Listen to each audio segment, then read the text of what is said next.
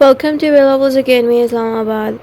आज की वीडियो है हमारी adversarial system and the inquisitorial system. Introduction से हम स्टार्टिंग लेते हैं और इन दोनों को अलग से समझते हैं, ठीक है। In the world there are two main ways courts solve cases in crimes. They are called the adversarial system and the inquisitorial system. आपने बताना है दुनिया भर में कोर्ट्स जो हैं केसेस सॉल्व करती हैं दो तरह से। वो दो तरीके कौन से हैं? उसमें से एक है एडवर्सरियल सिस्टम, दूसरा है इनक्विजिटोरियल सिस्टम, ठीक है। बोथ सिस्टम्स हेल्प जजेस find the truth and give justice but they work in different kinds. आपने बताना है कि जो जजेस हैं वो इन दोनों में से किसी एक सिस्टम को यूज़ करके इंसाफ लोगों को देते हैं।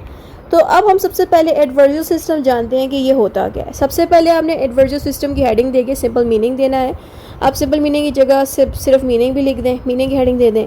फिर आप बताएं the adversarial system is like a competition between two sides in the court.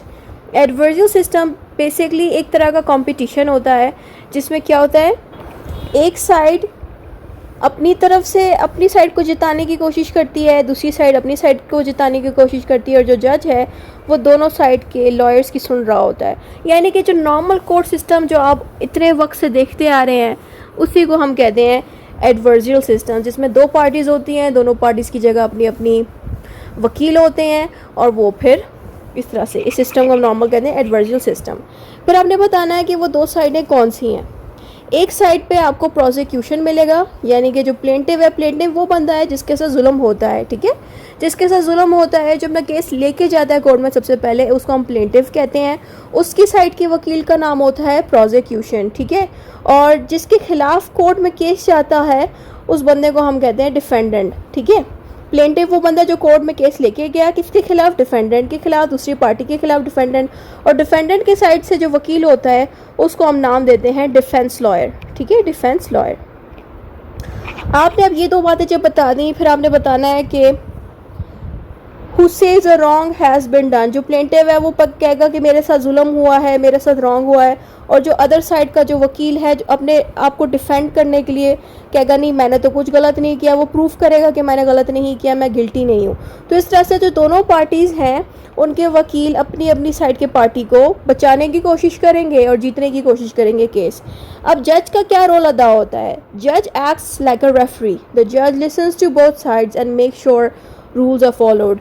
जज किसी की साइड नहीं लेता, जस्ट क्या करता है, दोनों बंदों की बातें सुनता है, पार्टीज़ की बातें सुनता है, उसके बाद एंड पे जाके डिसाइड करता है कि कौन सा लॉ लगेगा इनके केस को सॉल्व करने के लिए।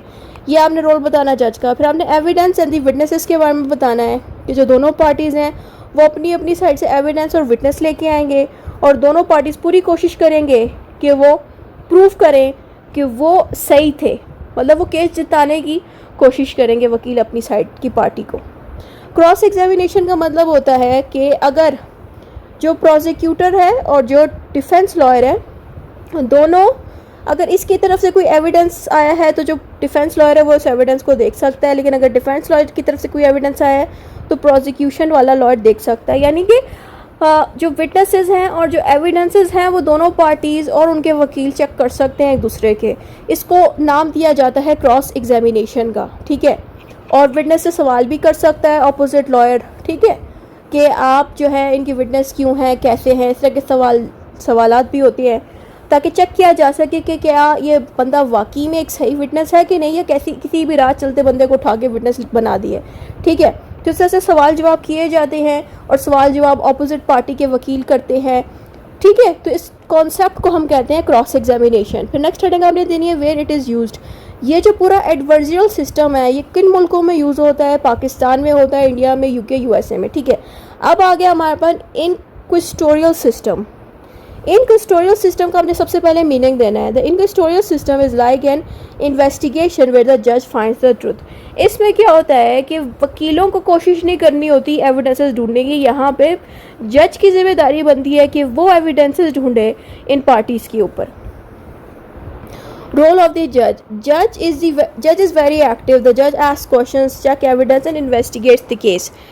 अब इनक्विजिटोरियल सिस्टम में क्या होता है कि जो जज है वो क्वेश्चंस करता है, वही एविडेंसेस चेक करता है, वही तमाम चीज़ें इन्वेस्टिगेट करता है। यानी कि पिछले वाले सिस्टम में क्या था कि जज ने कुछ नहीं करना होता था, सारे काम वकील ही करते थे, यानी कि क्वेश्चंस करना, इन्वेस्टिगेशन करना, एविडेंसेस चेक करना, जज एंड पे जाके डिसीजन देता था फाइनल जो है सोच समझ के मुताबिक। लेकिन यहाँ पे बाकायदा जज वो सारे काम करता है जो कि एक वकील भी करता है। नेक्स्ट हेडिंग आएगी आपके पास evidence and the witnesses. The जज and the police evidence, lawyers only assist and do not control the case. जज और जो पुलिस है वो कोशिश करती है एविडेंस को कलेक्ट करे, जो वकील है वो सिर्फ मदद कर सकता है जज की, वरना वकील कोई ऐसा काम नहीं करता, सारे काम जो है वो जज ही कर रहा होता है। Cross examination, there is a little or no cross examination, the जज आस्क मोस्ट क्वेश्चंस। यहाँ पे ज़ाहिर है जो क्वेश्चन है ना वो जज ही सिर्फ पूछता है दोनों पार्टी से और दोनों पार्टीज़ के विटनेसेस से और उनके गवाहों, ठीक है। जो वकील वगैरह है वो क्रॉस एग्जामिनेशन यहाँ पे नहीं कर सकते, जैसे कि हमने पिछले में देखा था। यहाँ पे जज खुद ही सारे क्वेश्चंस करके सारी चीज़ें चेक कर रहा होता है, इसलिए यहाँ पे क्रॉस एग्जामिनेशन कम होती है, जज खुद ही सब करता है।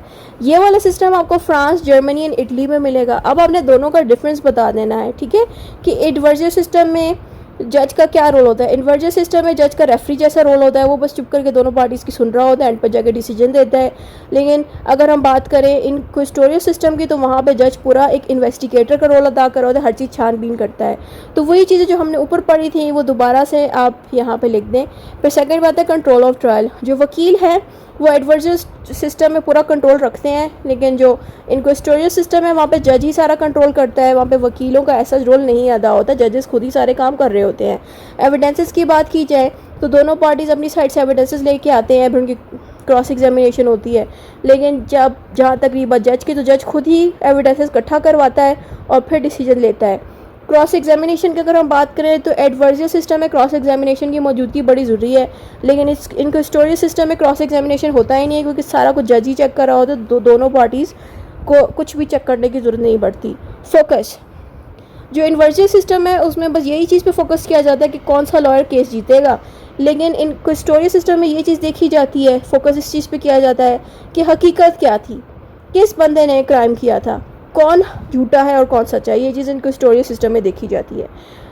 कमेंट्स, यहाँ पे आप इसके एडवांटेजेस एंड डिसएडवांटेजेस भी दे सकते हैं हेडिंग कमेंट्स की जगह, ठीक है।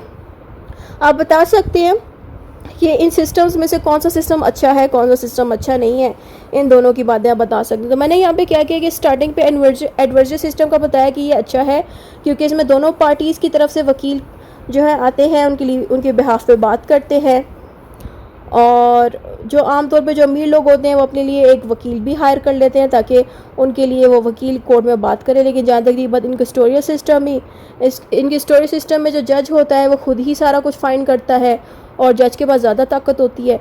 लेकिन अब नेक्स्ट पॉइंट में हमें बताना है कि दोनों सिस्टम अच्छे भी होते हैं, लेकिन दोनों सिस्टम में कोई ना कोई वीकनेसेस, कमियां भी आपको देखने को मिलती हैं, ठीक है।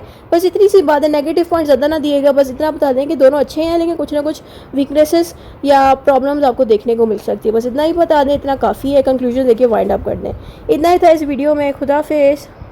बहुत से स्टूडेंट्स ये भी कहते हैं कि मैम ये सवाल कॉमन लॉ के साथ भी पूछा जा सकता है। ज़ाहिर है, अगर कॉमन लॉ या फिर सिविल लॉ के साथ पूछा, आपने करना बस ये है कि कॉमन लॉ और सिविल लॉ जो है वो स्टार्टिंग पे अच्छे से एक्सप्लेन करके देन एंड पे जाके इनक्विजिटोरियल या फिर जो भी इसका नेम है इस चैप्टर का वो उठा के लिख के फिर सारा कुछ जितना यहाँ पे लिखा है वो सारा लिख दें।